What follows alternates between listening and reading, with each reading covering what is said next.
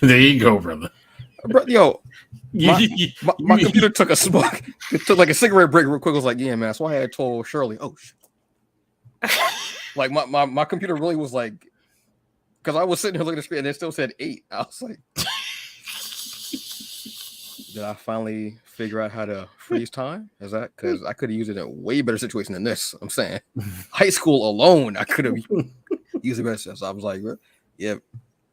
My laptop decided to just go outside and like get some Marlboros. Just be like, yeah, man, they want me to pay child support. Oh no, Marlboros. yeah, man. Well, more like Newports. I was gonna say Newports, but I was like, man, that's stereotypical. We got to go Marlboros, baby. We got to bring culture and we got to do that. You could have went Virginia Slims then if that's the case. Damn. Should have said You've come a long way, baby.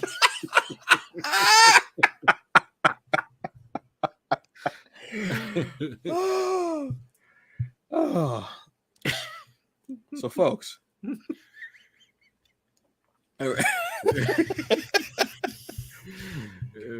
Look, you know this is how we usually start out, so don't act surprised. And this is how we probably gonna end it too. So again, don't be surprised. Welcome to the season finale of Fandom Initiative. Thank you so very much for joining us on this Saturday. It is a hot day. We're finally at that point where we're feeling like some heat. I got my shorts on, knees out, but I ain't going nowhere. Still lotioned.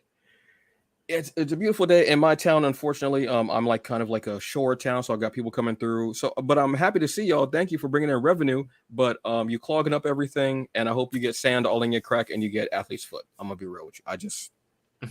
It's one day. Why y'all run into the beach like it's not gonna be there tomorrow? I don't. Although erosion. So all right, cool, whatever. Anyway, let's start with these introductions, folks. Let's get this started. The man across from me, he is the cinema CEO. He is the cinema god. This is Michael Williams, y'all. What's up, y'all? And myself, I am the hungriest man in the room. I am the hungry Bleak, and welcome to the fandom. All right, so a lot has been going on, but we want to get to the nougat. We want to get to the crunch. We want to get when you put your fork into the cheesecake, you want to get to the graham cracker crust of it. We're going to talk about Doctor Strange in the Mouth of Madness. Excuse me. I keep saying that movie, and I know I need to watch it. Doctor Strange in the Multiverse of Madness. Yeah. Even though I do love in the Mouth of Madness, that movie is just freaky as all hell. Look, this was going to be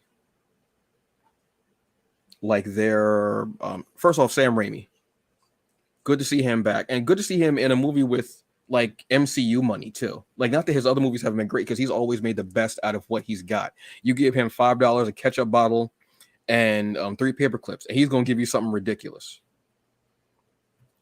Give Sam Raimi MCU money and some carte blanche, I want to say, and run with it.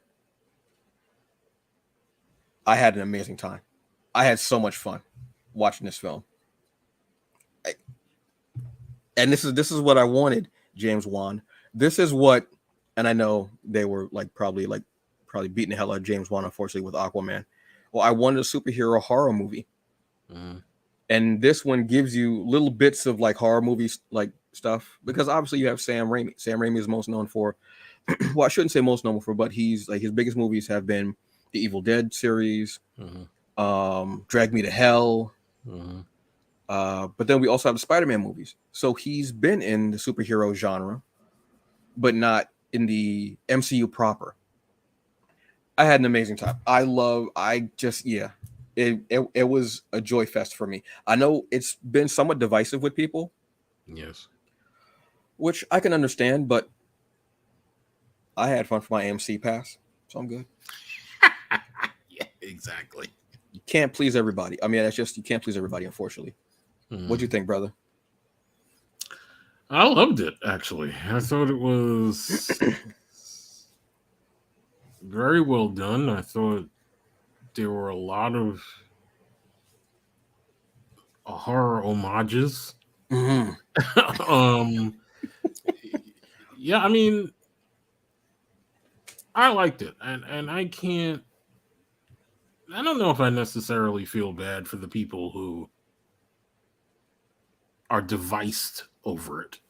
Like I knew coming into this that if most people had not watched WandaVision, had not watched Loki, had not watched What If, and to a certain extent had not watched Spider Man, they would not have really got what was going on. You know what I mean? Yeah. Well, So some people were saying so they were trying to. People who know were trying to get people who didn't know who they were going mhm, to take to the movie, trying to get them to binge the series beforehand. yeah. And if they So didn't, yeah, if you didn't watch any of those things coming into this, you lost a lot of context of what was going on in this film. And mhm. it's hard to kind of I don't know, I don't know. Like it's starting to feel harder for me, and I know some people will probably come at me about this, but it's starting to feel hard for me to kind of feel bad for people who just don't want to invest the time in it. You know what I mean? Because then you're going to miss a lot of things that are going on, and that's just how it is.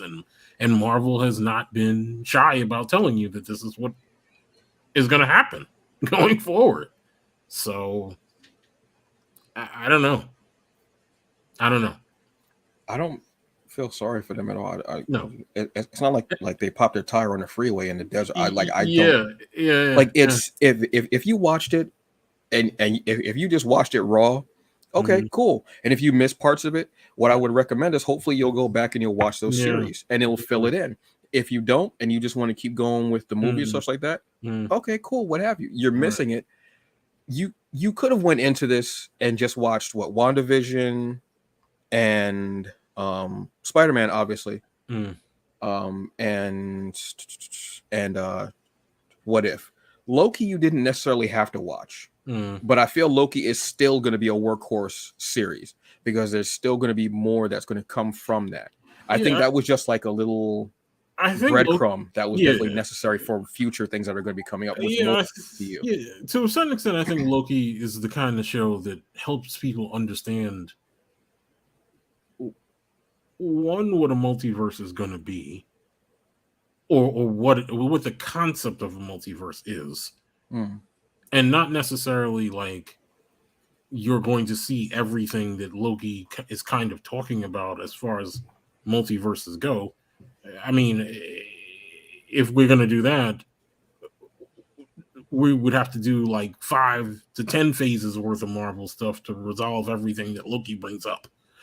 dude. You know what I mean? So just Spider Verse alone, exactly. So jeez. it's kind of like Loki is basically just kind of the primer for you to kind of get a basic understanding of what a multiverse is, so that when you do finally get into a movie where you're kind of experiencing a multiverse as it goes on, Hmm. you're not necessarily lost per se. Yeah, You know what I mean?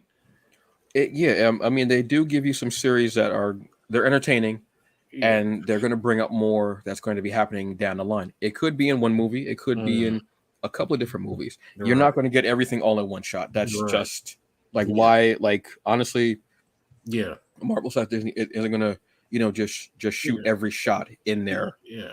gun. They're not. They're going to give it to you because they're building. They're Yeah. building more. So that's And part of the foundation. and I think that was one of the other things that I've been hearing from people who were displeased with this movie because they literally, I guess, when they saw the trailer, it kind of blew their minds wide open. They were like, "Oh, we're gonna get all of this in one movie." And I'm like, No, you're going to get a lot that's going to lay yeah, a foundation for a exactly, lot more. But you can't though, because if you do that, then you're going to right, complain about there's too much in this movie I couldn't have found. And there was a exactly. lot. Let's be honest, there was a lot in this movie that you could have missed. Hmm. Th- There is a lot, even if you know. you still could have missed some because there were so many things between Sam Raimi Easter eggs, between universes, between characters. There was a lot in that you could have missed. Even have watching WandaVision came out last year? So last year? Yeah. Yeah, because time is kind of funny now. Yeah, last year. And if you didn't get a chance to go back and watch it, so you may have missed a little something. I know I missed some things from Loki because it didn't grab me as much, but I still paid attention because I knew it was going to be that workhorse series that was going to be building stuff because of everything they were throwing at you. So yeah, even if you know, you're still going to miss things. So if you didn't know anything, then some things would have went over your head. If you're cool with that, you're cool with that because it went over your head, so you wouldn't know. So that's fine. All right. And if you don't know Sam Raimi movies, some things flew past you as well. But I would recommend going back and watching Sam Raimi movies. Definitely would go back to watching them because you'll miss a certain car but we'll get into that later on. So, all right, folks, this is the point where we're going to say spoilers. Spoilers. I'm talking about spoiled milk been in your fridge for 2 weeks. It's been 100 degrees every day. Spoiled. Okay, this is it. This is at the 11 minutes and 30 seconds mark. That's it. Spoilers. Yes. All right, so the scene where Chris Evans came back and he just so we I was testing y'all to see if you were still there. You still there? I don't care. All right, so this is a straight up horror movie. Gives beautiful homages to horror movies. The scene when it finally hit me when I was like, wait, what? Was the scene where Wanda's chasing them. And I was like, yo, this is a slasher flick. What? Yeah. Okay. Yeah. There's just so much there. All right. So first off, I want to say, I hope I'm pronouncing her name right. It was the pronunciation that I found online. Xochitl Gomez as America Chavez. Welcome to the MCU. I was most excited about this character, who they actually changed her origin in the comics, but originally she was from a parallel dimension. Or excuse me, another universe, I should say, because we no longer have parallel dimensions. We have a multiverse. And she's from this other universe, and she has this power. She's incredibly strong. She can't fly. No, she's incredibly strong. She's incredibly durable, and she has the ability to open up portals by punching. And the portals look like stars. I don't know why I love that about her power, but I do. And she comes to the no. It's not the 616. It's a different universe, which has been a debate also going on, whatever. Because the Doctor Strange that was helping her has been killed and was helping her to get the book. Which I thought we had seen the book already. In Doctor Strange, I thought we saw the book already. That's what I was a little confused. I might have to go back, even though I've seen the movie 1,000 times. I'll watch it again. I thought I'd seen the book there. I thought they had it in the library. But again, well, no, I shouldn't say that because there's only one book. It's not. There aren't multiple copies of it. I thought we already seen it in Doctor Strange, but I could be wrong.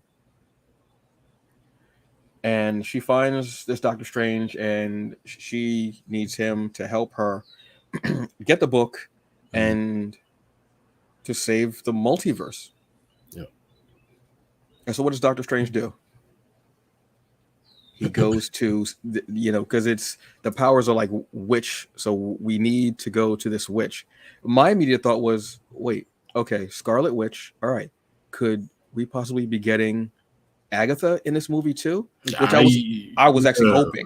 Yeah, I was wondering if Agatha would make at least just a brief appearance in the film. Yeah. But we find out early on that Wanda is the I don't want to say villain, but I want to say protagonist. Because if you look at Wanda, I'll die on this hill. Wanda has had the biggest character arc in all of these movies out of anyone. Yeah, I'll agree with that. Aside from, I would say Winter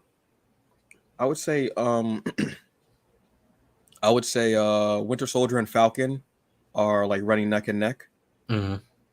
but I would say she has, because she started as like a B or C level character, like kind of behind, everybody else, and then she began to progress. And every time you see her, she's grown in power too. Mm-hmm.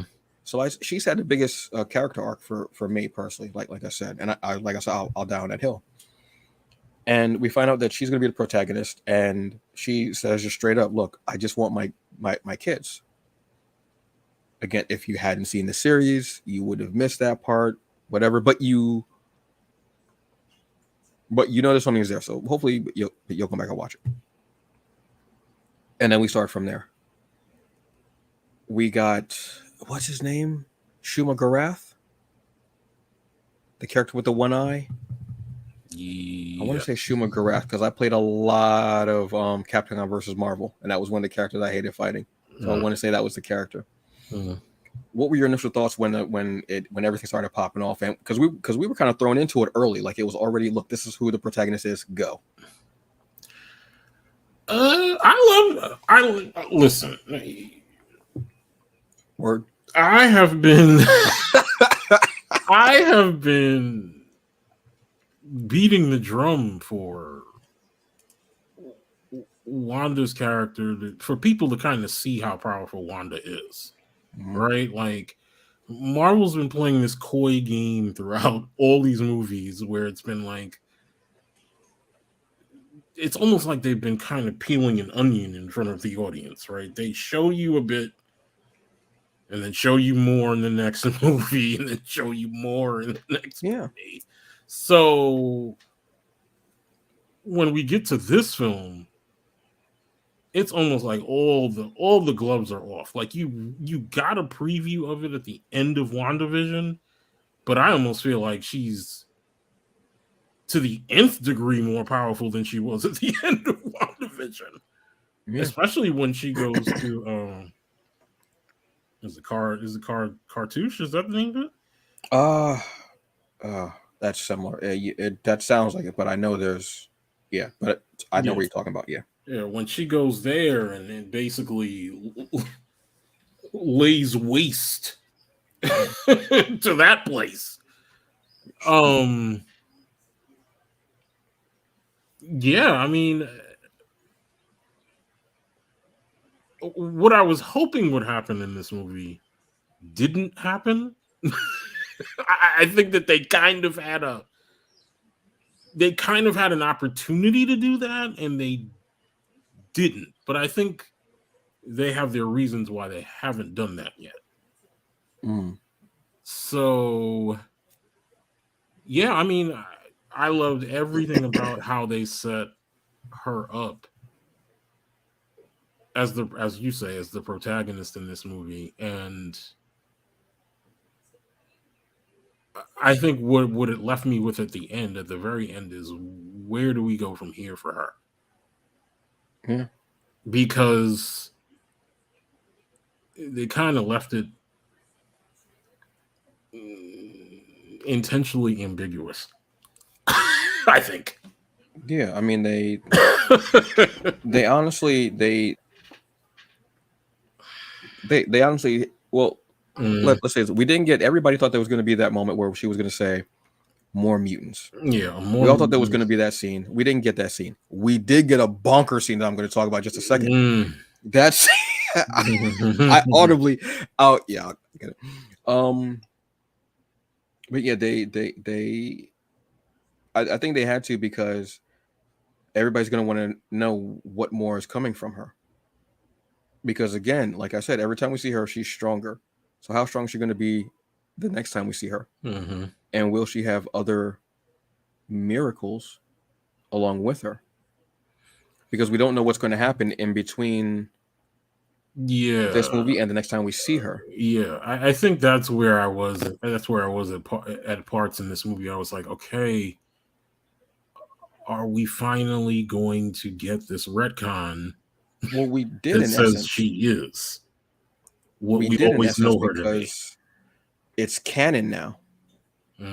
Yeah, all of them are canon now. Yes, true. All of them are canon now. That was an incredible way to make them all canon without um without committing to it just yet, but wetting your whistle just enough. Yeah, That was an incredible way, and fan service as well. there's also an intro. Well, yeah, I'll comment on that when we get to that. Yeah. Yes. So we end up having this jaunt through the scene where they're going through the multiverses. I thought was beautiful. Oh yes, I loved that scene. yes. When and the surfer was where we paint is like, yeah, like that was weird. I loved it. I thought that was beautiful.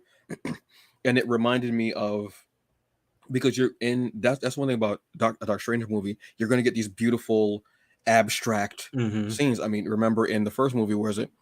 Dormammu, I've come to bargain, and you're like, it was beautiful. And him, like when the ancient separated his soul from his body, and he was going through.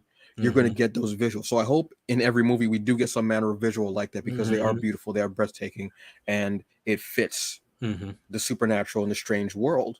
And I absolutely loved it. I loved from the beginning of the. Or do I want to say the beginning? Maybe not the beginning, but there was something that didn't feel. I don't want to say right, but felt different about the universe that we were looking at. The starter universe, let's say, that we started in the movie felt a little different. Something about. I don't know what the hell it was, but it just felt off. I don't know, what have you. You think maybe the way it was shot? No, I don't mean that it was bad. That's not what I mean. The universe didn't feel like the main MCU universe. Okay. There was like at the end when he's walking down the street, it didn't feel right. It didn't. Again, I shouldn't say right. Excuse me. It felt different. It didn't feel like the MCU, the 616. Okay. Like, which is the main MCU. It didn't feel like, for some reason, the way he was walking down the street, and it just felt too happy-go-lucky, maybe, or something like. I'm not sure how to do it, but I see what you mean. But that's also Sam Raimi. Sam Raimi likes to get you into that false sense of security and then do something ridiculous. Yeah. Which he did, but we'll talk about that, because Third Eye Blind was playing too. Look, folks, what we're doing, he can't lose it. You can't lose that type of thing. We get to the scene that blew everybody's mind. No pun intentional. No pun intentional. I promise you. This was the scene that everybody, we all saw it in the in the trailer. We see the Illuminati. So Kanye's in there, and Jay. No, I'm just joking. It was up. Yeah. It was up. Yeah. If they had showed up, I'd have been like, "Yeah, I'm done. Done. We get to see the Illuminati, who at one point Jonathan Hickman writes as the New Avengers, and their job is to stop incursions. That hit my heart because I love that series, and I'm actually going to reread it. I absolutely love that series. It was bittersweet, though, because one of the members of the Illuminati of that New Avengers is Black Panther. That hit me hard. That I actually sat there kind of quiet. I was like, damn, what if? Yeah, you think maybe that was their original intention? I think at a point that would have been, because how cool would have been? And that is okay, so let me say who was there. So the members are, we get, obviously, everyone knew that we were going to be getting Charles Xavier, Professor Charles Xavier, Lalandra, him, Sir Patrick Stewart. We got Black Bolt. Who saw that coming? I mean, if you know the Illuminati, but I didn't see that. Suit was nice. Now I want something from the Inhumans. I want this. Now you want the proper Inhumans. That's what you want. Well, I can't get that Black Bolt, but we'll talk about that in a second too. That was cold-blooded.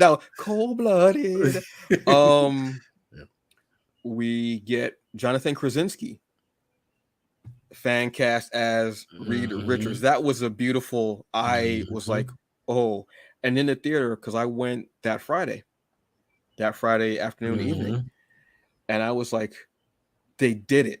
And people were like, even though it's dark, you can see people like nodding their heads. We got Damn, we got Peggy Carter, Yes. which was a beautiful homage to the What If Yes. animated series. I absolutely love that. That was so awesome. We got Captain Marvel. Mm-hmm. Lashana Lynch is Okay. Captain Marvel. Yep. Maria Rambeau, Mm-hmm. which I loved seeing her there, but it was still bittersweet. But if she was taking his chair, I was like, yeah, all right, cool, bet. Because I loved seeing her as Captain Marvel and with binary powers and everything. Mm-hmm. And who else was there? Mortem. Yes, thank you. Chiwetel, I thought we was just getting you on Showtime, baby. What you showing up here for, baby? Chiwetel Ejiofor, again, dude, I absolutely love it, and it was everything. And they start talking about the incursions. Now, something that we were supposed to get in this was Tom Cruise, Tony Stark. I'm totally okay with that. It would have been funny and cool to see, but I'm okay with that. I'm kind of okay. I didn't need a glib scene anyway. So if you know, you know. It was a long ass time ago. Whatever. So we get them, and they're talking about incursions and how he's causing incursions with this. What did this scene like do to you? Because this was it was a fan service scene, but it was an important scene because it did canon. It brought the Fantastic Four into the fold. It brought mutants into the fold, even though mutants wasn't said. It brought mutants into the fold, and it brought Inhumans into the fold. Mm-hmm. Well, I again, this is Marvel understanding things that either I don't want to hear anybody ever say that Marvel doesn't listen to what fans are saying, because clearly they do. Clearly they do. If they said, "Hey, John, you got a minute? Somebody get Krasinski on the phone. Let's see if we can get him in this movie." Right? So when you do that, and not just that, because it's not just seeing Krasinski and the things he can do as Mr. Fantastic, it's also this kind of it's also this kind of veiled thing that happens when him and Wanda have that discussion, right? And Wanda says, "Are you married? And do you have children?" And he says, "Yes, I'm married." And you know immediately the other fan casting that people want is Emily Blunt as Sue Storm. So you know that there was kind of this let's play with that idea kind of thing in that conversation, right? Where he just affirms that he is married and has and children. that he does have children, which are mutants also. Exactly. Franklin is one of the most powerful beings in the Marvel comics. Exactly. But that wasn't the only thing that Marvel brilliantly does in this scene.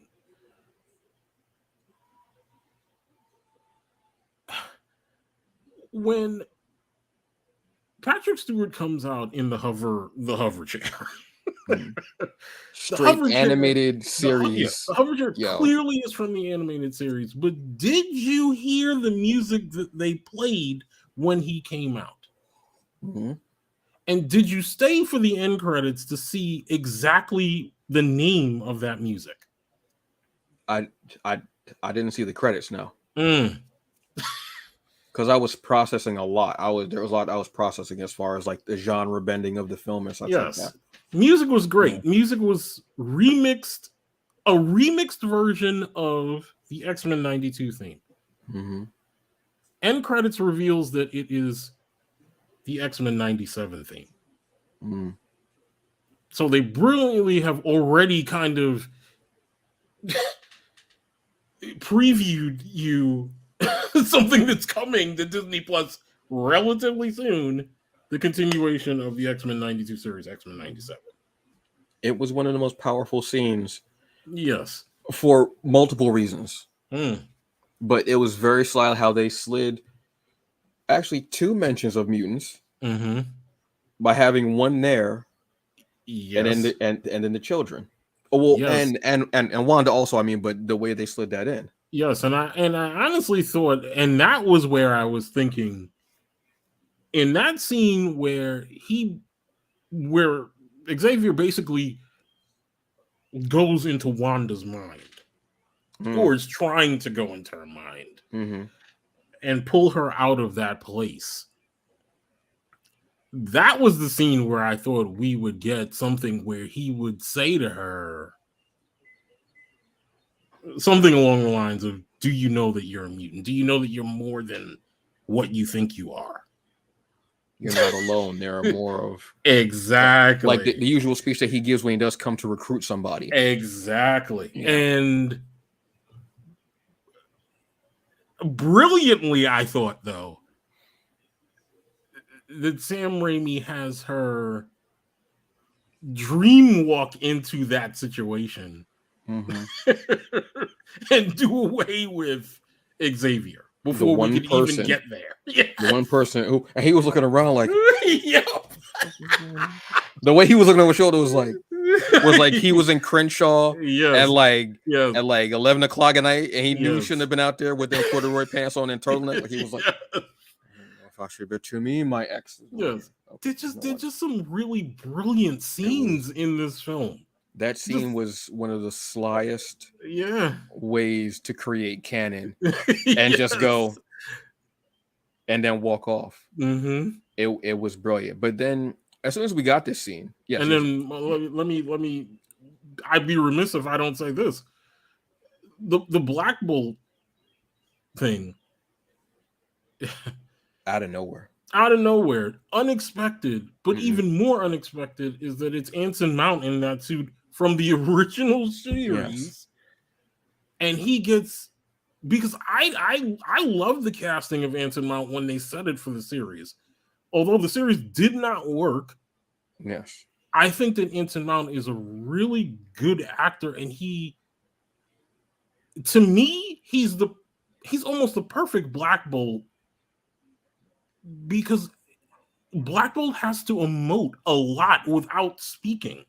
And sometimes behind a mask. Yes, and That's Anson not Mount. easy. Yes, and Anson Mount has that thing. He has that intensity. I mean, I have not watched Strange New Worlds yet, but the things that I have seen Anson Mount in, like Hell on Wheels on AMC, Mm-hmm. and a couple of other things. Yeah, there's always something there. Yeah, he has this thing that he does with his face where he doesn't need to say anything.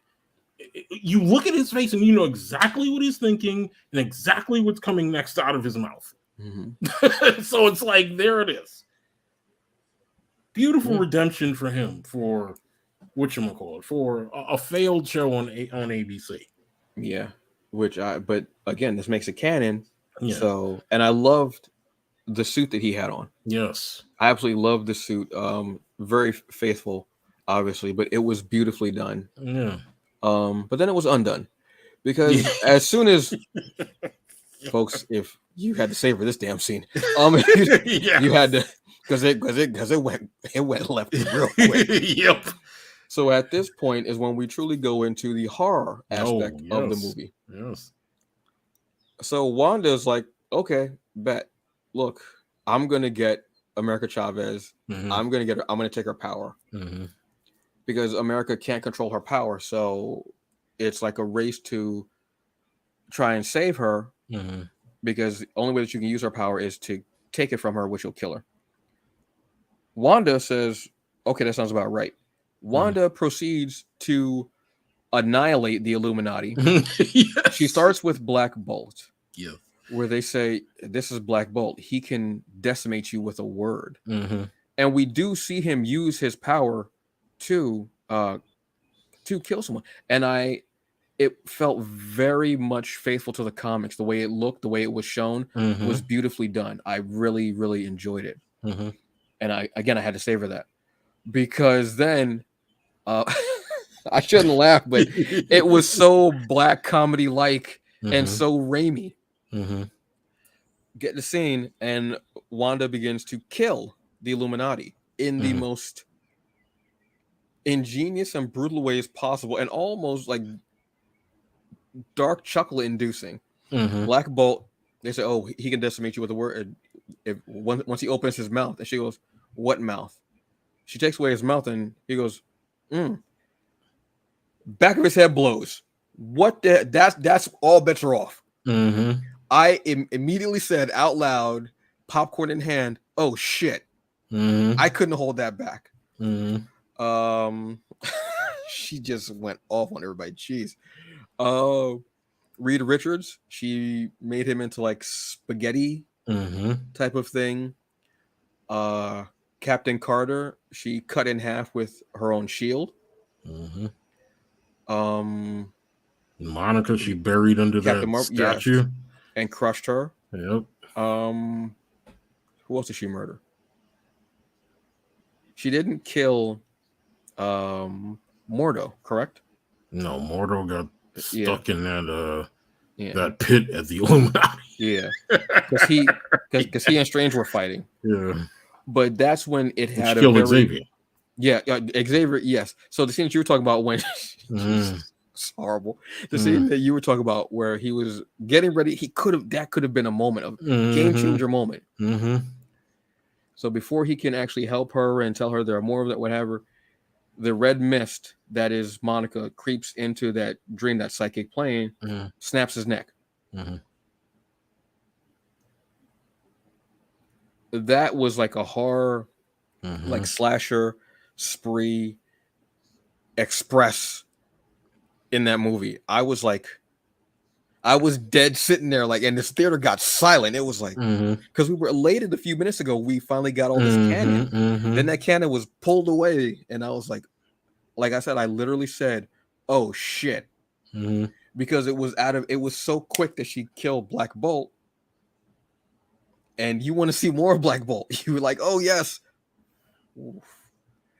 and then you get Doctor Strange and America running through. Doctor Strange, America, and there was someone else running with them. Rachel McAdams.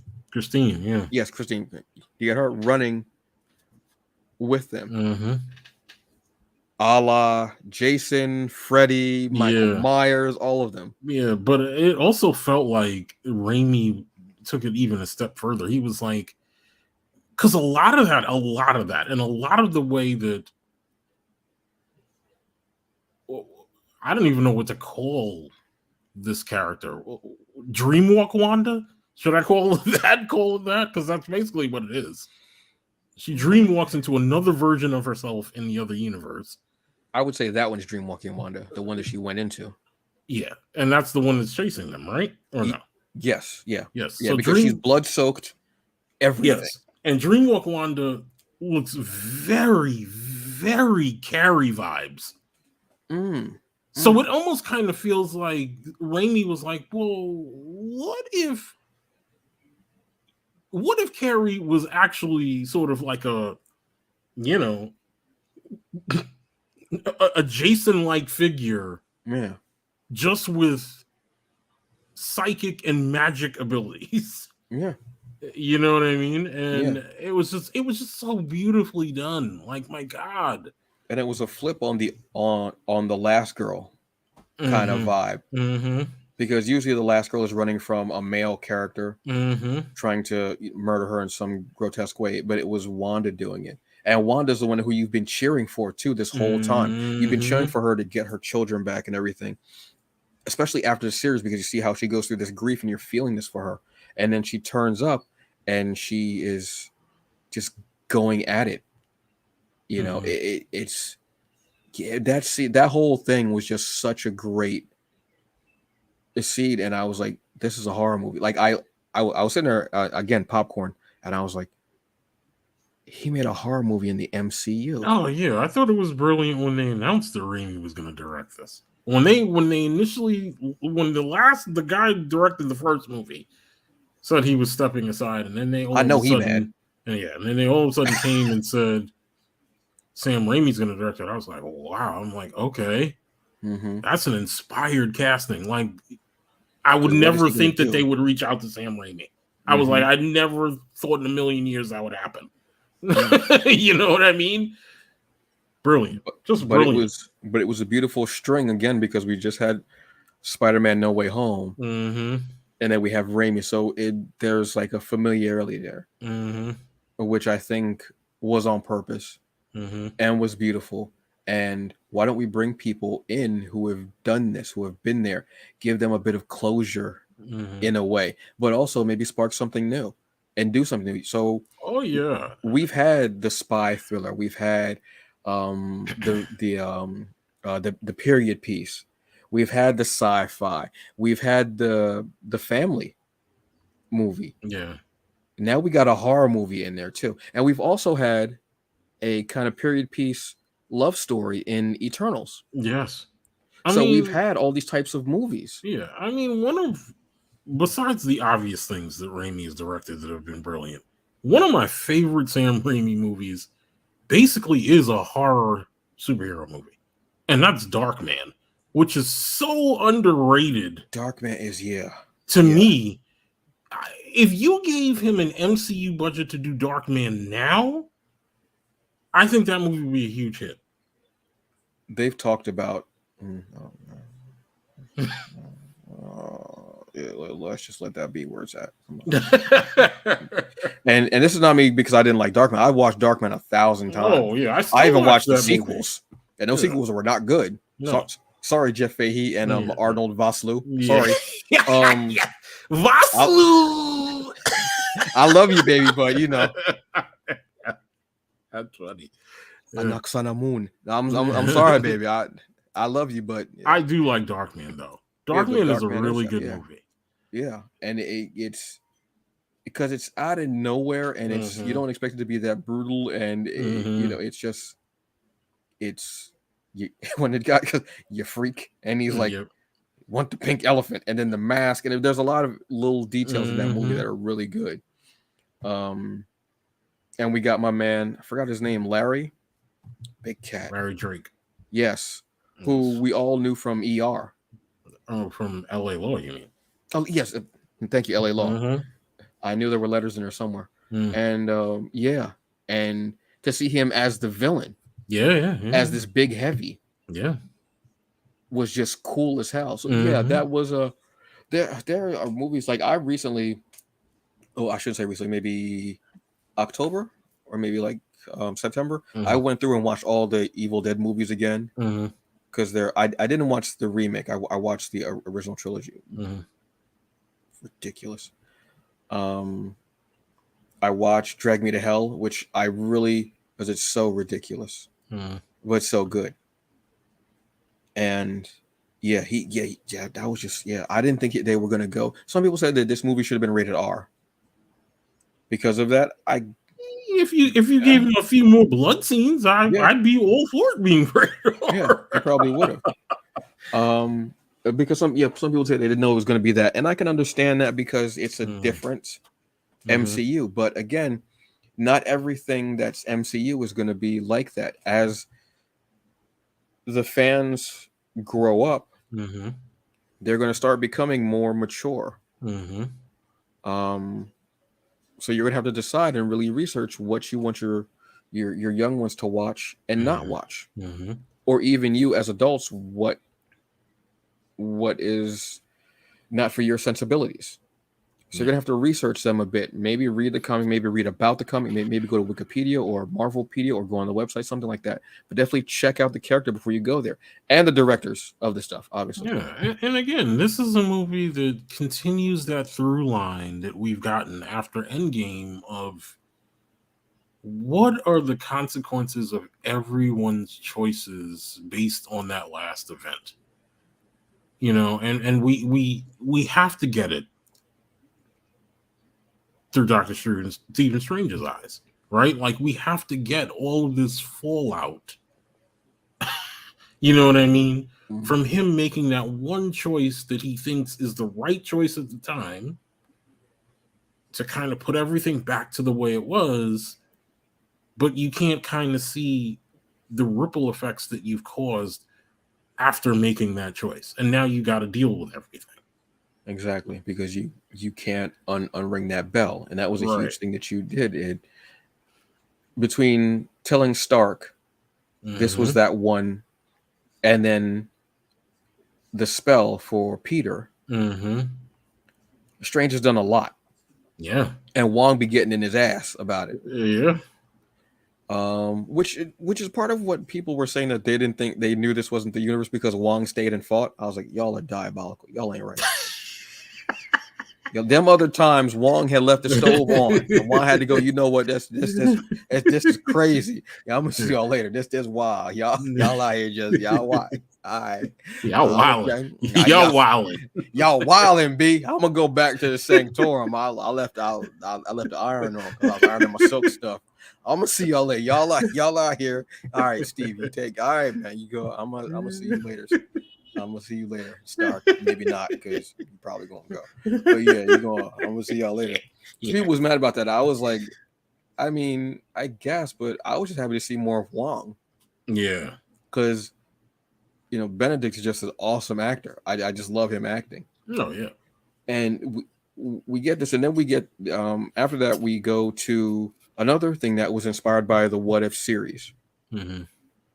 It's Strange versus Strange. Mm-hmm. It's the rumble in the multiverse. Yes.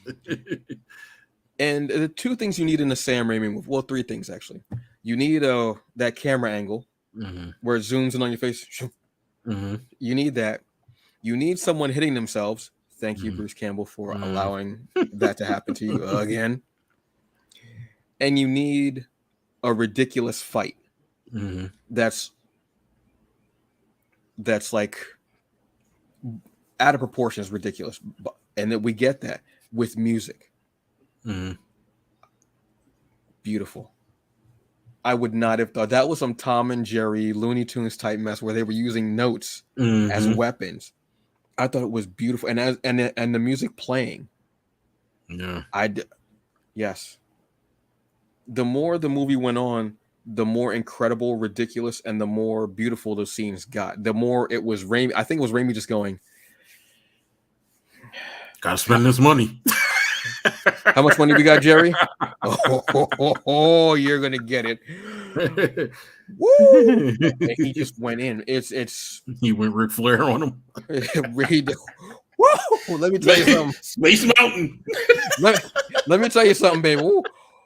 Oldest ride, longest line. And oh my god, it just was beautiful because it's a Strange from, I want to say it was a Strange from What If. Yeah, but it's not confirmed, but I want to say Marvel is kind of going out of their way to say that it's not the same guy, which is weird to me. Like, maybe there's a reason why they're saying that so emphatically too. Maybe there's something later on. I don't know. Maybe, but he certainly does remind. He certainly does remind us of that guy. Yeah, but you wouldn't have just one evil Doctor Strange in the multiverse. So yeah, and that other one was kind of trapped in that polygon. Yes, that it had kind of created. So I guess maybe, but we don't know the timeline as well. So what have you? And you get them fighting in the mansion, and they're using music notes and chords and everything. I just thought it was beautiful. I absolutely and again, you're getting a scene where someone's fighting themselves. Yep. Which is like a Sammy, which is like a Sam Raimi like trope. And trope is usually use it in a bad way. His tropes in this movie were like homages to himself, to other horror movies, and saying, I know you fans pay attention. I know you notice everything. I know some of you are on YouTube, you stopping every frame to see what's there. So I'm going to give you a great scene. I'm going to give you some fan service. And I want you to have fun. But also pay attention to some things because there are ramifications. That scene was just so awesome. Yeah. It's just awesome to me. Now we also have had another, now that Doctor Strange that was killed in the beginning of the movie was buried on this Earth. So to get back to his Earth, what does Doctor Strange do? Dreamwalks. Exactly. And he goes, there's no rule that they have to be alive. So you know what? No. 4 things that we get from Sam Raimi that Sam Raimi does well. We get a resurrection. Mm-hmm. Like Zombie Strange, who has taken all the darkness and everything into himself and becomes like almost looks like Vishnu. Is it Vishnu? Yes. Shiva. Yeah. I can't remember which one. All the arms and everything like that, and go and uses all of those all the darkness, all those spirits as a cape and everything. Again, beautiful scene. And goes to rescue America from Wanda, who is now has Wanda has America kind of tied to this big stone table, almost like a human sacrifice kind of a thing. And the fights were really cool. The only fight I didn't like was the one between Strange and Mordo, because I was sitting there like, this is all he's gonna do. I'm like, no, Raimi does the most ridiculous fight scenes. There's got to be something more. I was pleased because I got more, because I got those crazy fight scenes. But it just, that seeing the dead Strange flying, and in the darker suit, the suit was actually an homage to Defender Doctor Strange, who was part of the Defenders, which maybe that was the group he was part of on that planet, on that Earth. So you get that, and you get the moment where there isn't like a climactic fight in essence. I mean, there is, but there isn't. But you get Wanda to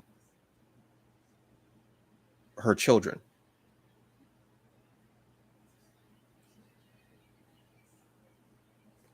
You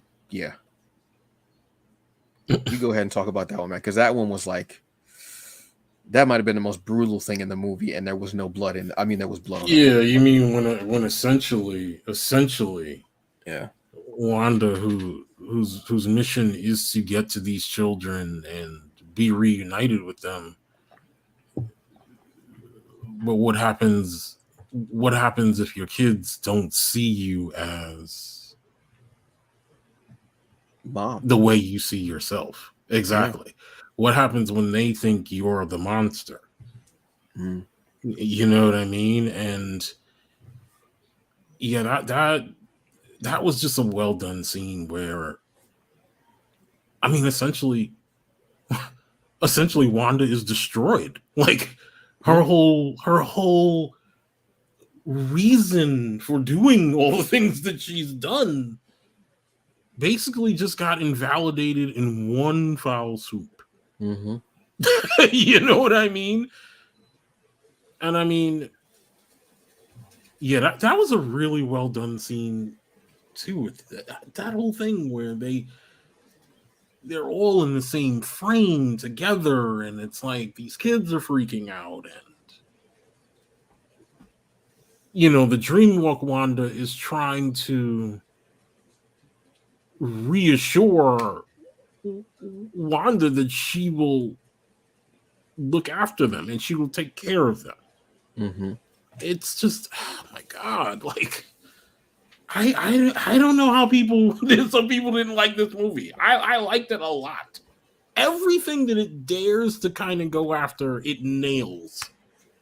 And nails in spades in this film. And it's just kind of, wow. Just kind of brilliant, dude. Just kind of brilliant. Just kind of brilliant. All the way around. Sometimes to stop because at this point she becomes, because the whole time she's the protagonist in her head, I should say, because she feels wronged, because her children were gone. She was going through this grief and everything. She went through it. She really did. Yeah, and then she becomes the antagonist, and she becomes the monster. Yeah, and I thought that scene also was brilliant earlier in the movie, where she basically says to Strange, "Well, you make a life altering, a life altering choice for everyone." and you're seen as the hero, but I make a choice and I'm automatically seen as the villain. Just automatically. Now, when she says that, Mm, what do you think she meant by life mm. altering choice? Can she see past his spell? That's Or it. did That's she know interesting. about the one time with Stark? What is she talking about when she says that? Yeah, yeah, yeah. Which could be another reason. Or what did he do in that universe? Mm-hmm. Since, people are saying that that's not the main MCU universe. Mm-hmm. Yeah. That's another thing too, because we know Wanda's almost like outside of the bubble. Mm-hmm. So what has, she's seen that, she was like, you did that, and now you're held as this hero and everything like that. Yeah. And you know what? I don't make these comparisons very often between the two rival organizations, but that scene was almost a better scene than the Batman Superman scene in Batman vs Superman, which basically was the same thing. Hmm. You know what I mean? Just Yeah. just how it was executed was better, I think, on the Marvel side because we've gone through all of the things that have had weight. Hmm. The end game choice, we already know the weight on that. Right. Right? And the WandaVision choice, to a large extent, we know the weight on that too. Hmm. You know what I mean? So it's just kind of like, oh man, Yeah. But these that. guys these guys raise the stakes in this movie. Like when they want to raise stakes, Marvel knows exactly how to do it. They just know how Mhm. to do it. You know? But that's something that I wondered, was like, what is she, or was she talking about how the Strange of that universe had like, well, one of them had a statue and everything like that, but it really wasn't a hero. Mm-hmm. But sometimes, it's like, uh the man who shot Liberty Vance, Mm-hmm. you know. So I was curious about that, like, what did she mean when she said that? Or was it just, it could possibly Yeah. be a throwaway, like, could have It just been a could be a throwaway line. throwaway, but Marvel doesn't necessarily do very many throwaways. And I wouldn't have put that in Wanda's mouth, Yes. honestly. So maybe, yeah, maybe that's Wanda letting on that she knows Yeah. a little bit more than you. I know a little bit more than you think I know, Steven. Right. You know what Yeah. I mean? Because it just it Yeah. made, as I was sitting there and I was like, what is she? Mm-hmm. And I was like, all right, cool, bet. All right. Because I know it could be a throwaway line. It could Could be be. something to throw you up, or it could be something that's going to lead to maybe Mm-hmm. 3 movies down the line. Yeah, and then when you see that scene in the third movie down the line, Yeah. it'll immediately trigger you thinking about that conversation that they had prior. Right. I just wish she had listened. If she had just let Xavier speak, Yeah. let him speak. Damn, she I just let him literally say was on something. the edge of my seat. I was like, "Oh my god, this is finally gonna happen. We're gonna get this situation." And no, but it's almost like in a horror movie where like Yeah, they're about to help the you know yeah, the, yeah, and they're like, I yeah, can take this away, and then they hear like a cup fall and they see yeah, like in the mirror like there's a cop yeah, back there like this. She yeah, is like, you lied to me, and just start killing yeah, everybody. yeah, It's so close. yeah. It was just, yeah, it was just, yeah, but it was one of those really, yeah. And then we end it with, there are ramifications when you do magic, Oh especially when yeah, you do dark magic. absolutely. And Steven went and you know and dreamwalked Mm-hmm. in one of his counterparts, his variants, I guess you could say, Mm-hmm. corpse. Now, before the corpse was killed, it was, what was it, bitten or stung by uh Shuma Garath? Yes. And they lingered in on that shot a little bit when they killed him. Mm-hmm. So strange. So we're at the end of the movie. America is training her powers, getting to know them better and everything, which is cool, awesome. I love that. And Steven is kind of walking in the street. He's got his scarf on, walking in the street. It looks like it might be like a fall day, Mm-hmm. like an early fall afternoon. Mm-hmm. A little overcast, maybe. You know what I'm saying? Mm-hmm. Maybe a nice crisp 50, 55 degrees. I don't know. Sudden, he breaks down in the middle of the street and just starts yelling, a la Charles Xavier, except he's not yelling about Lilandra. Mm-hmm. And he yells and he's screaming. He stops. He looks up, and an eye opens up in the middle of his forehead. Mm-hmm. Oh, all right. Cut. Get some credits. After credit scene. Mm-hmm. Walking down the street, and the portal opens up in front of him. Who pops out? Miss Theron. Charlize Theron shows up. Yes. And what do we see in the background? Is that Dormammu? Dormammu, yeah. Dormammu's lair. Has he come to bargain with Strange? We don't know. Mm-hmm. She says, I need you to come with me, to help me. He's like, okay.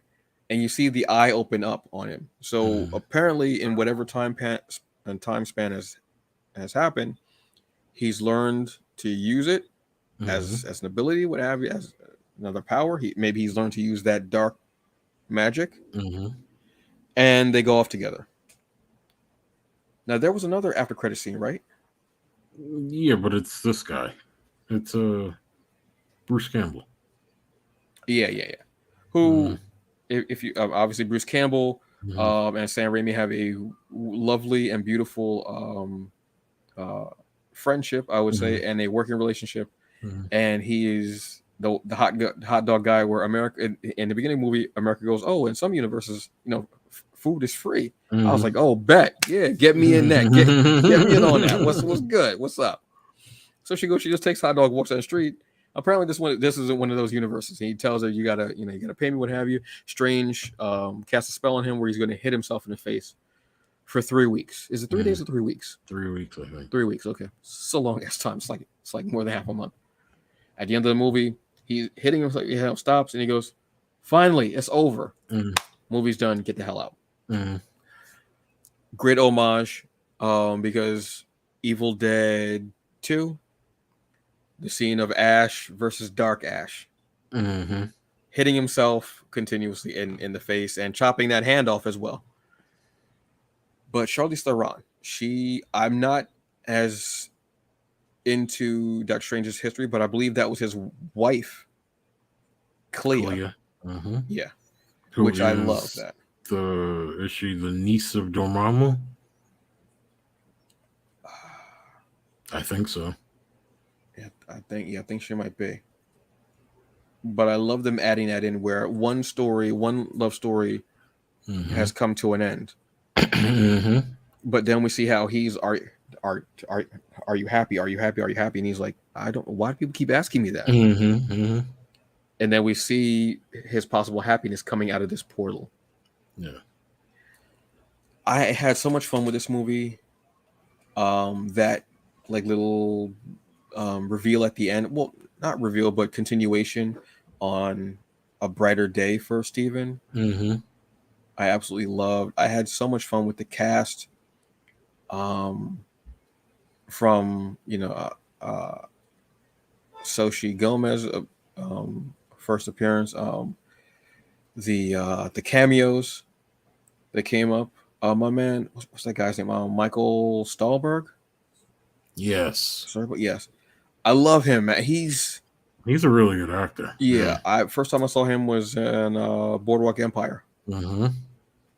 And just when he shows up and stuff, I mean, he's always there's what's the movie that he's really a friendly man? No, not a serious man. Yes, I think that's the name of it.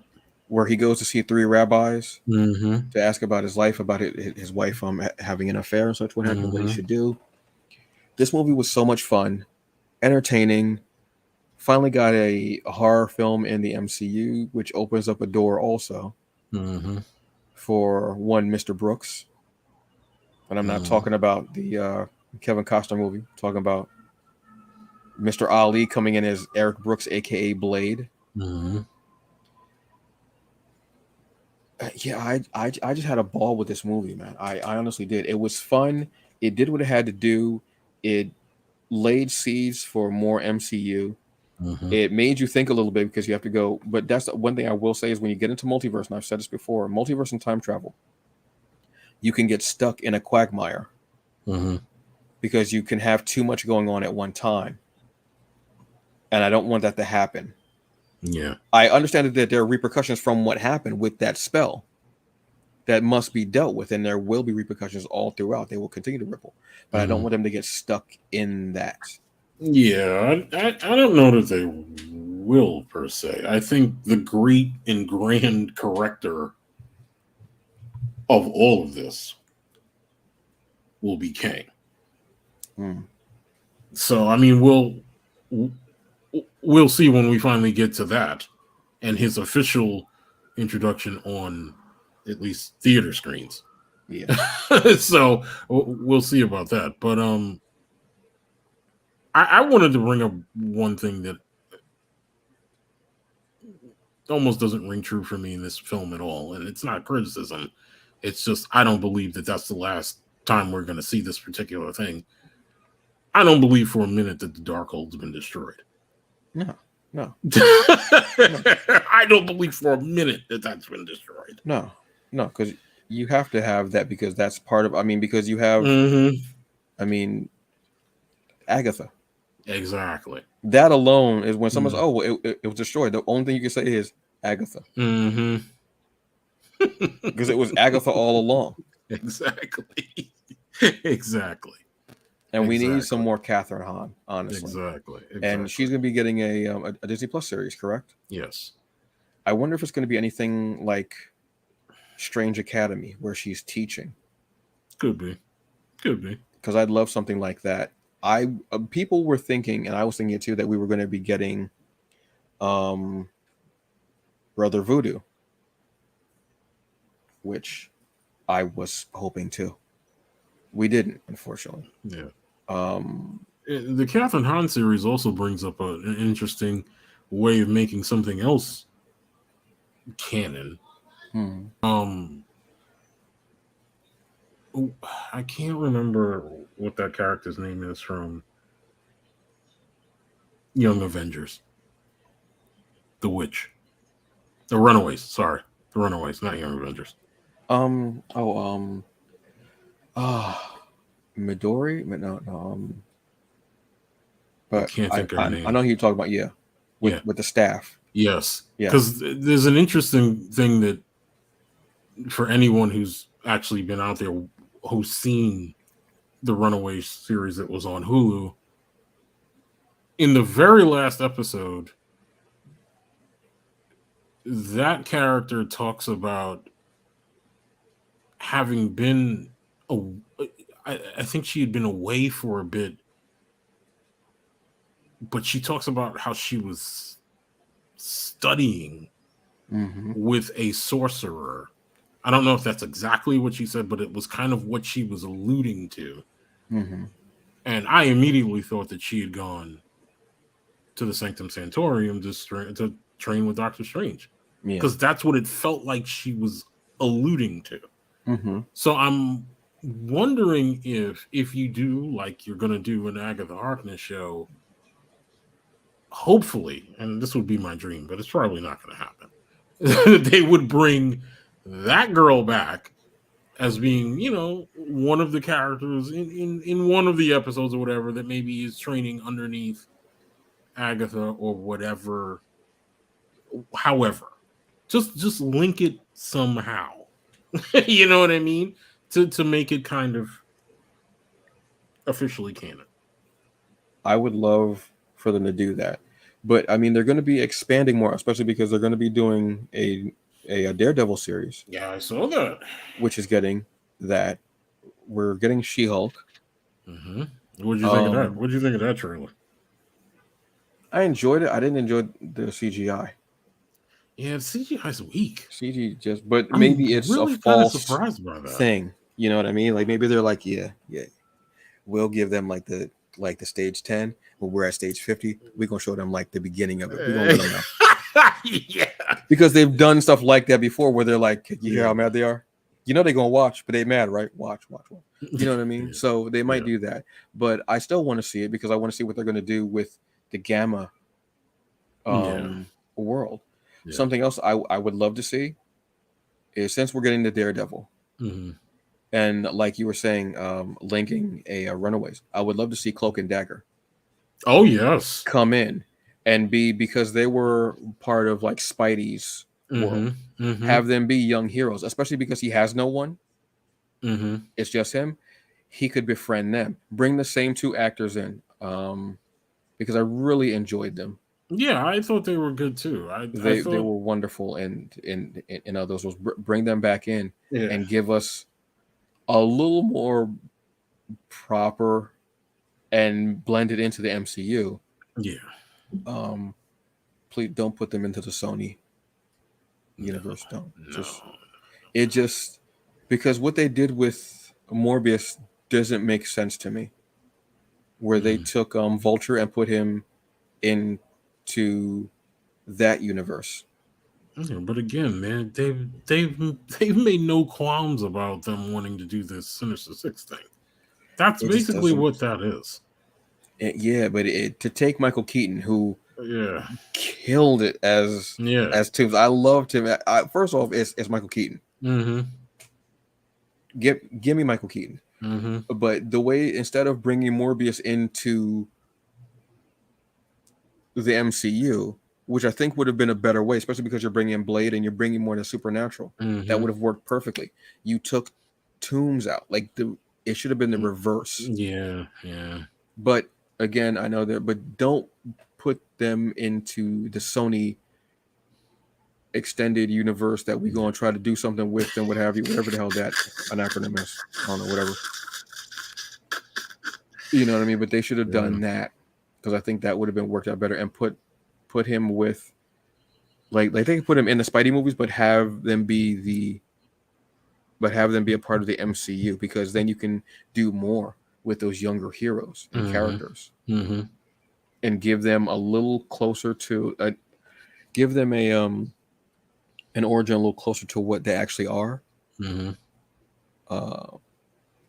And with that bump up in money and budget, you can completely obliterate it with their powers. But now that I say that, they're probably gonna make a Cloak and Dagger that's gonna be a Sony movie. God no. Because they can go darker with the Sony movies, which I understand. But Morbius should be in the MCU. They should have switched it and brought him there. Because why would you do that? Unless that's some later point, Strange is going to have to do something else with the multiverse, and characters are going to be jumping around. But I don't want. Just see that's what becomes too much of a muck and like a quagmire of these things. Yeah, I'm not sure that. I honestly think the multiverse aspect that we're in can only work maybe tops in the MCU for a phase, and I'd maybe even be willing to go phase and a half. But when you're going beyond phase and a half, it's too much. Like, to me, either when you insert Kang, you know that now the stakes are completely raised and out of control, and we've got to fix this permanently, right? To move on to something else. Like, we can't keep going multiverse for the rest of the however long the MCU is going to exist. It can't work. It can't work. No, because if that's the case, then why don't you just do Spider-Verse, Clone Wars? Yeah. I mean, it's just And I I mean, mean, not Clone Wars. Excuse me. Clone Saga, which went on for a year, and I yeah, mean, a storyline can go on for a year, but damn, that was not the storyline to go on for a year. yeah. Well, let me ask you this: what No, do you think the fee? wait, wait. no, I'm joking. I'm joking. What do you what do you think the feasibility is of doing Secret Wars at this point? Not for this phase, and maybe not even for the next phase, but down the line. I wouldn't wait too long for that one. Okay. I would say the next phase. But here's the thing, because I've always said that the MCU is modeled after the comics because it's modeled after comics, Mm-hmm. and the way that they do it, and the movies are similar to reading a trade. Mm-hmm. Start out, you have your whatever is going on, and at the end, it's the end, but there's a lead to the next trade. So that's what they do. They have leads to the next movie, to the next series, what have you. Mm-hmm. And the series are kind of like like limited series where you'll get 5 issues. You read them. Oh, this is cool, great, what have you. Like every episode is like that. Mm-hmm. Then you're going to have your ongoing series, which are going to be like an ongoing show. You watch those issues, those episodes. Great, season break, whatever. Then the next seasons come up.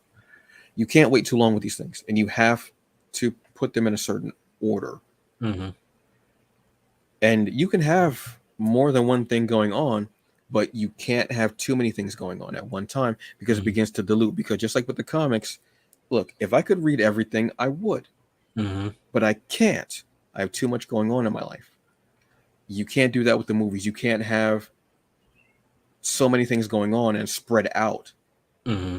where it's too much to focus on you because you'll lose people watching and willing to go to theaters. You'll have a drop off because it'll be diluted. You want to keep everything contained because when you Mm-hmm. have too much going on at one time, it's going to be it's all over the place. Mm-hmm. Wolverine has how many damn titles? Mm-hmm. I'm not reading all that.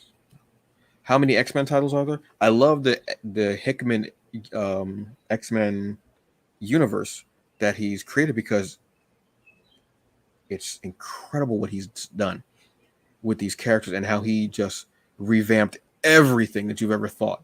Mm-hmm. It's incredible, but there are a lot of damn titles, and I haven't read anything since.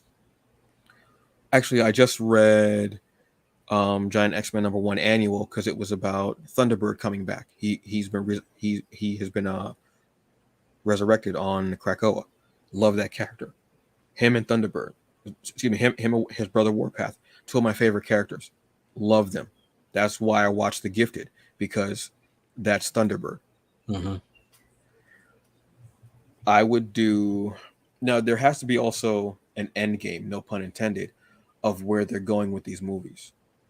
Granted, you can keep doing these movies, but what's your end game? Because at a certain point, unfortunately, I think you're going to have to start pulling back or figuring out where you want to go, what have you. Mm-hmm. And it doesn't have to be a finite, like this is the end, and Mm-hmm. that's it, never again. No, but what's your end game with these movies? What's your end game with this storyline? Is it going to bring about something else? And so far with storylines and obviously stories, and as always, tell me a story. They're doing a great job. What you Mm-hmm. think is incidental, actually, that piece fits right here, Mm-hmm. and everything begins to make sense for you. Keep it contained. Don't have it go too far. Multiverse, wrap that shit up. I'm a Roach. Wrap it up. And I know there's going to be a big bang from the multiverse stuff. Mm-hmm. Obviously, I mean, just throwing out, Xavier, Black Bolt, Reed, Mm-hmm. Captain Carter, and Captain Marvel. Those are that's not something that you do easily, Mm-hmm. and the effect it's going to have on your fans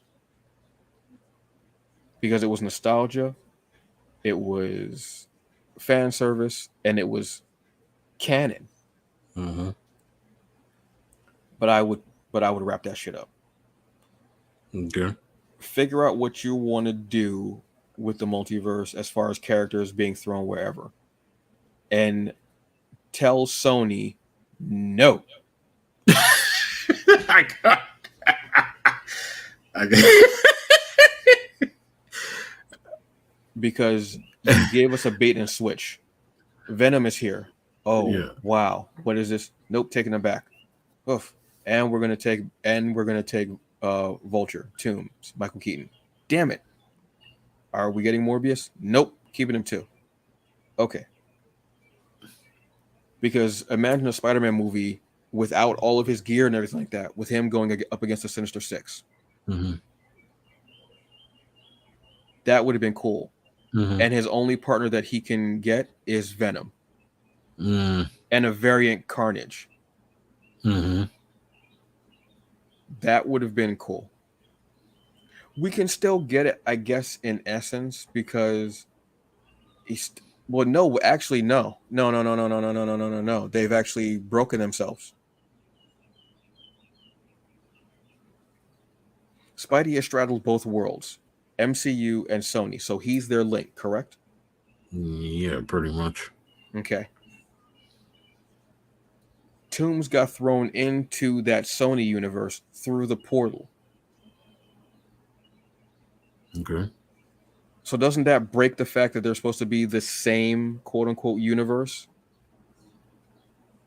Yeah. Because Toombs went, so they already... No. You get the water bottle, you get the wrapped up newspaper, you spritz them. No. Yeah. No. They already... And even that, yeah, because they show, and they kept saying, oh, well, this is in Spider-Man's universe. He's not here, he's not here, he's not here. But they show Spider-Man on the wall. Yeah. In Morbius. Is it this guy Spider-Man or no? Well, it's like a drawing of him. Mm. But they talk about, so how, wait. But even if you're going that point, Mm-hmm.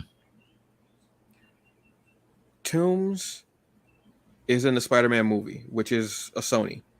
Mm-hmm. Toombs gets thrown. So wouldn't that no? So then this Morbius Venom universe isn't that Sony universe.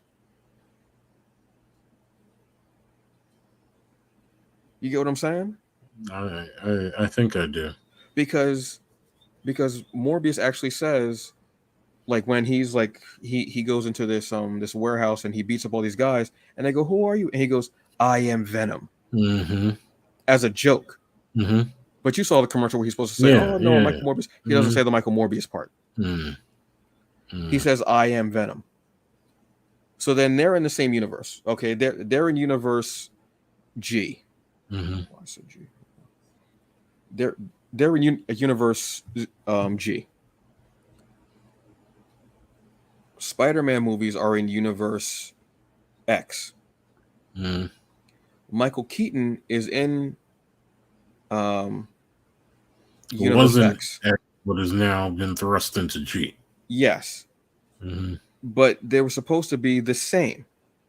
Mm-hmm. And then you also have the MCU universe. Mm-hmm. Universe M over here. Mm-hmm. So how? Yeah, that ultimately is the issue with them owning all of that stuff. I'm gonna have to go to the studio tomorrow and yeah. No. Okay. No. So then that prompts two more questions. Okay. For you. All right.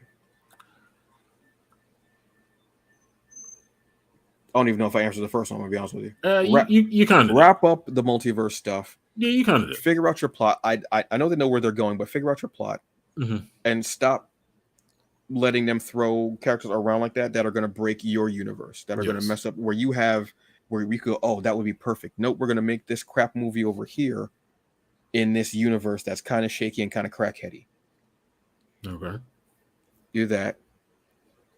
Fan service is great, but if you're going to do the fan service, build on the fan service. Okay, so the first question then is, all right, Beyonder or Hickman's Secret Wars? Jeez. because then you'd have to introduce the Beyonder, which would get even more complicated. And you're going to go more cosmic. Yeah. But unless no, the Beyonder is being introduced in something else that we don't know about yet. Beyonder Secret Wars, Hickman's X-Men. Okay. So you can get the best of both worlds. No pun intended. Okay. And what if you're, like you said, everything has to end with some type of a Big Bang event based on everything we've already gone through? Mm-hmm. What if your Big Bang event is A versus X? Which has also been thrown out in the ether many times.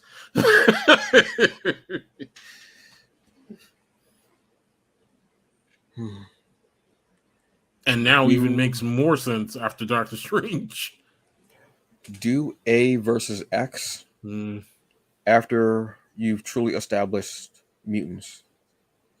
And Hickman's mutants. I say Hickman's mutants or Hickman's X-verse explicitly because he's brought them to the forefront in such a beautiful way. He's made them their own culture. They have their own island. They have their own gala. And they have, I mean, they've always had their own rich story and such like that. But to make it a culture, an actual culture with their own language, that's very important. To have your own language is very, very important. I would say after they're truly established and there's some type of disagreement, obviously. Yeah, I mean, it could have been the Sokovia Accords. Yeah. They could have used that, but they use that for Civil War. Yeah. But there can be a situation where something about, you know what? They can do it like this because they're their own culture. You can almost make this very, very topical and very, very nuanced about race and about segregation and about having your own and about some. You can almost have the Avengers trying to police the mutants because they have their own culture and everything like that. And they're like, look, we don't answer to you this because you have a lot of crossover. There have been mutants who have been Avengers. So there's crossover and you can have loyalties be on the line for that. All right. Don't bring the Phoenix Force into this. I swear. No. I swear if you bring the Phoenix Force into this piece. But yeah, do that. Do that where they're like, mutants have been getting out of hand and well, I think it's okay. And as so and because you have that crossover. This is again Wanda. An important key factor. And if you bring in Magneto, are you kidding me? Yeah. I mean, again, folks, this is not him. This is not Antonio or I having any, inside information or anything like that. This is just us speculating. But when you kind of put all the things together, right? Marvel / Disney have been very tight-lipped about X-Men in any format other than the comics, right? The most that they've given us has been the trailer and then Xavier there. Yes. We've not heard anything about a Disney Plus show that even references the X-Men. We've not heard any other than X-Men 97, right? Which is the continuation of X-Men 92. Right. That's the only thing we've heard about. We haven't heard anything about anything live action. They're not even talking about any kind of theatrical thing at all. Still haven't said the word mutant. Right. Which makes Antonio and I's brains kind of go down this path because you must be establishing more and more things to kind of get to that X-Men piece in order to get an A versus X film, which has already been kind of thrown out into the ether, and the Russos have definitely made it clear that they are interested in doing an A versus X film. So, yeah. This is what this kind of looks like. It kind of looks like them, Marvel Disney, having this restraint, saying, hey, well, we know you guys want an X-Men movie, but we're not ready yet. You know what I mean? We're not ready yet because we're trying to figure out a way to make this so impactful when it happens. You won't have any other choice but to fork over your money to come and see it. You know what I mean? What would you do if at San Diego Comic-Con this year, Hall H, you know how they always have their announcements, whatever. And folks, we know you've been talking about it. You've been looking after Doctor Strange. We know you've been talking about what have you. And what if they get Olsen to come up on stage, or they're having a panel about it, and what if she just all of a sudden says, "We need more mutants"? Let me tell you something, guy. I know I've already given you guys the idea. I'm just saying. I know. Let me tell you something. I know I've just given you the idea. And then on the screen, X-Men, whatever year. Or it's one character starting out with a movie, like an origin movie or whatever, but they give you X-Men. And what if it's based on X-Men 92? I would like to have the X-Men, like Hickman's X-Men, because I feel that's so much more topical. That's so much more now. The way it's done is beautiful. Making its own culture. Or maybe in that universe, because again, they took from an animated series with What If. So since they're doing a multiverse, X-Men 92 / X-Men 97 is a universe. So it's part of the multiverse, and that's where because they didn't show as like they didn't show Peggy Carter animated, they showed her live action. So what if that Xavier was the Xavier from the 92 universe? But if they do X-Men, up on that screen it says, and you see Phage, because you know Phage loves some damn hats, baby. Or Wanda even too. She goes, "Well, Kevin, there's one thing that I do have to ask you about them." And he goes, "Yeah," and he goes, "What's that?" He goes, "Well, we need more mutants." On the screen, and then the lights come up, and he's got his hat on already with the X. Or you hear Patrick Stewart go, "I think that's a wonderful idea, dear." Or it doesn't even have to be. See, that's the brilliance of this whole situation, right? Like, I honestly think they can still bring back McAvoy and all of these guys, and that would work perfectly in the idea that you just said, because they're canon as well. If you did a live action X-Men 92 movie, should a series I'd be happy with, or even like okay, brilliant limited series. I'll say limited series. I'll say on D+. You literally could redeem McAvoy and all those people from that last horrible fucking movie. I don't think they need redeeming. I think they're fine. Yeah, but you don't even. You mean the franchise? You mean like the franchise? Yeah. You can redeem all of them and get the stink off of all of them, right? Not that McAvoy or any of them really stink, because they did the best they could with what they had. Yeah, and they're great actors. They are, but it was just But I think you give them a better chance to convey what they wanted to convey, and then you don't even really have to do. I would live with that, because it would finally give Sophie Turner all this ability to kind of not have to be saddled with playing Phoenix, right? I think that she would be good as Marvel Girl. She's still obviously young enough to be Marvel Girl, and it would all just kind of work, right? Because you have the young cast, and hopefully, if you wanted to do, like you said, another thing where you do maybe a live action X-Men 97 limited series, you could do, although I don't know that would match up, because it would only be 5 years later. Yeah. And you can't have this guy playing Xavier, Patrick Stewart, and it would have to be further out So maybe if it's not X-Men 97, it's X-Men something. Yeah. Call it X-Men Evolution if that's what you want to call it. Yeah. Whatever. But I think that could really, really work if that's what they wanted to do. I mean, like we said, there are many avenues that they can go with, but I just got a feeling I'm going to see my damn idea up on college. I could freaking see that, man. And I'm not going to get credit. I've had so many ideas, and people have done shit. I've not gotten credit for it, honestly. If she got up there on stage and did that, that would blow up the internet. That clip would blow up the internet.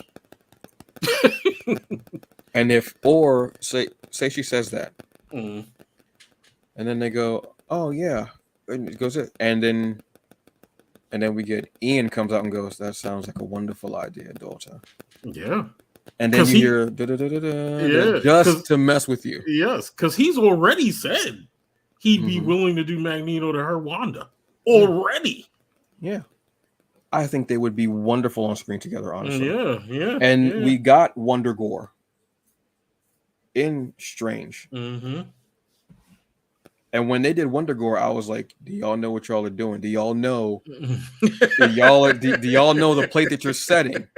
Don't set this plate and don't set the table and then give it nothing, because that's part of it. Because the next thing you say after Wonder Gore is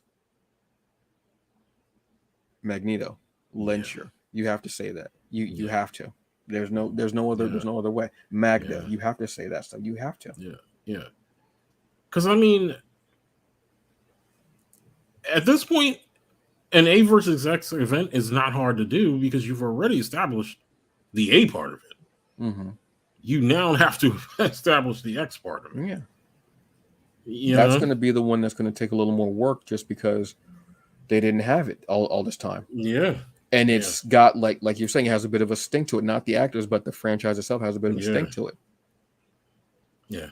You know, and I am all for that you succinctly kind of put out here in the ether this vision of what it should look like, because that to me is what it needs. Like, that's what X-Men needs to be in 2022 and beyond. It has to be this kind of story where they are leery, or have always been, as they've always been, leery about humanity and what they think about them. And now that they've established this situation where they are amongst themselves and they don't have to deal necessarily with humanity, humanity all of a sudden comes in and does what it does. Interferes. You know what I mean?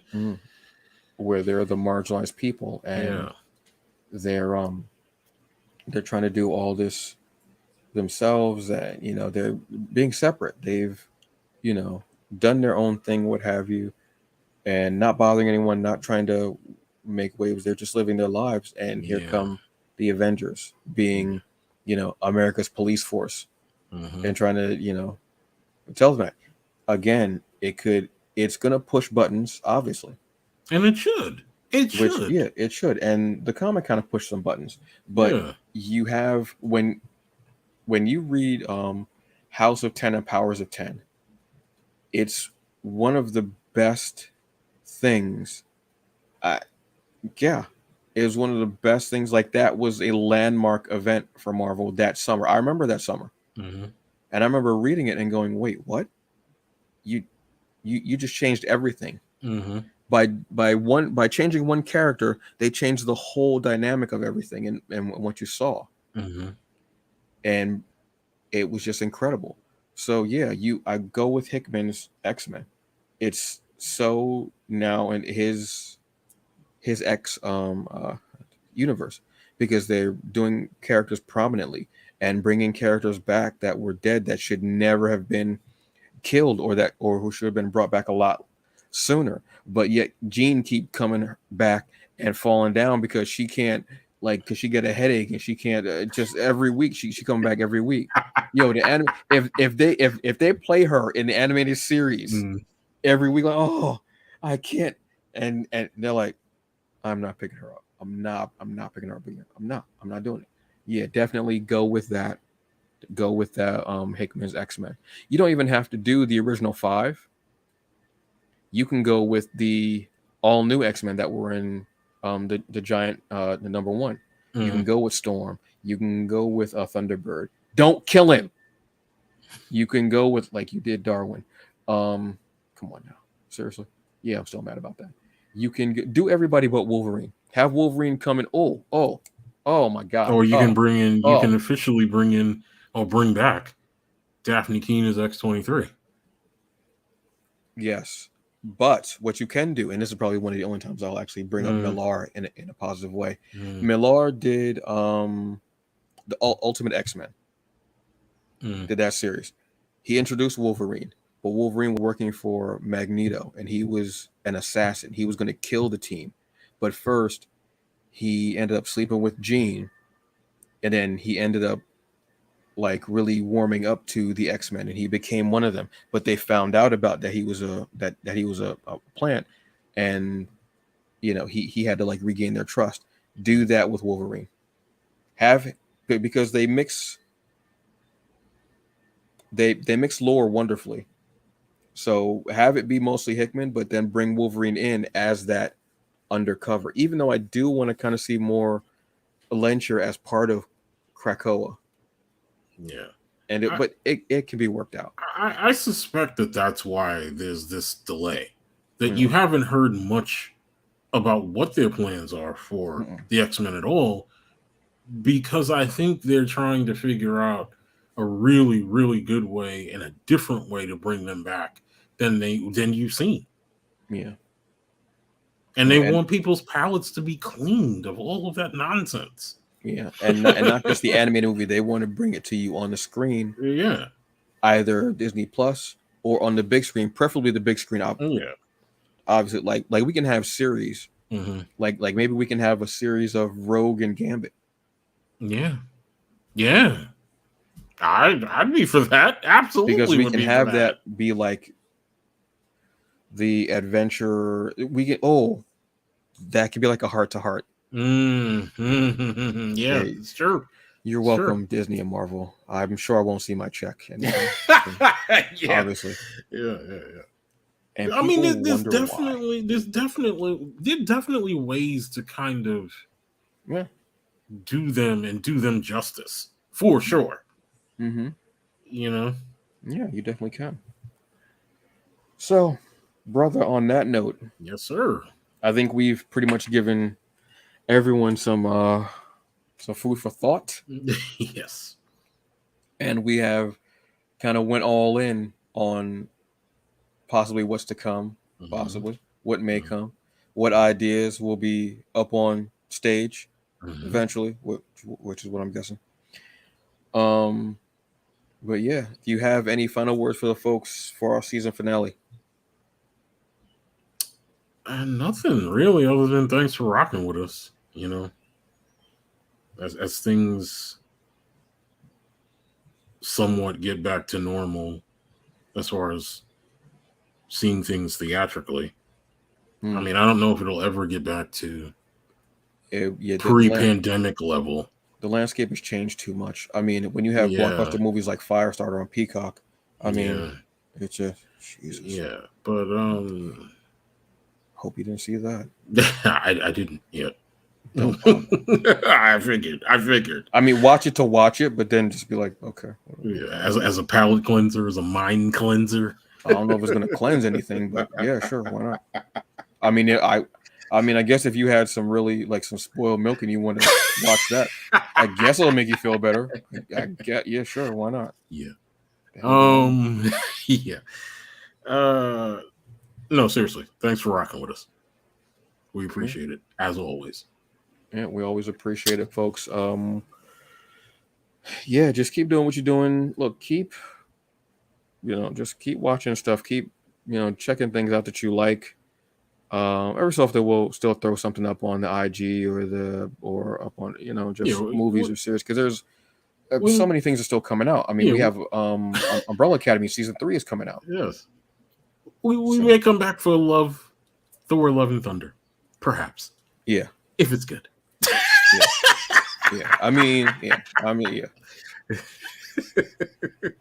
It looks like I'm not trying to say I don't want to see the movie because obviously I do because I mean Taika, but I'm just at a certain point you need that kind of downtime rest, and I don't want Marvel to overflow like it was doing before. Yeah. You know, plus there's a whole bunch of movies and stuff that's going to be coming out. I shouldn't say a whole bunch of movies, but there's going to be streaming stuff that's going to be coming out, and you know, it is. But maybe we'll come back with our thoughts on at the end of Miss Marvel. And that one I'm definitely looking forward. That one I'm like, bet. Yeah. All right. So folks, on that note, this is Michael Williams. I am Antonio Pomares, and thank you very much. We will be seeing you later down the line. Yes. Enjoy the summer. Yes. Drink that water. Please stay hydrated. Stay out the sun. If you can stay off the beach, stay off the beach. There's no why are you going to the beach? It's dirty. It's nasty. It stinks. Find somebody with a pool. Get a friend with a pool. Date somebody with a pool. And a barbecue. Yeah. Don't throw some of that Beyond Meat burger up there. Impossible burger up there. And them ribs too. Get me some Bush's vegetarian baked beans. I will be there. I will bring some Blue Moon. I will bring the Angry Orchard. Roll that beautiful bean footage. Melba's, Virgil's, Sweet Chick. I'm coming for you, baby. I'm coming for the title. All right, so y'all enjoy the summer. Have fun. Make that money. Stay safe. Yes. And do the best you can with what you got, because in the end, that's all that you get. And eat something tasty. And stay out of people's business. Mind your own damn business. That's another thing. For real. You know how comfortable it is minding your own business? It's beautiful. Bean footage. Yeah.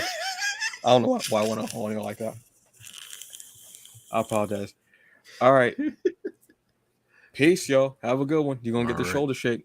That summer shoulder shake because it's like 80 or something like that. So you're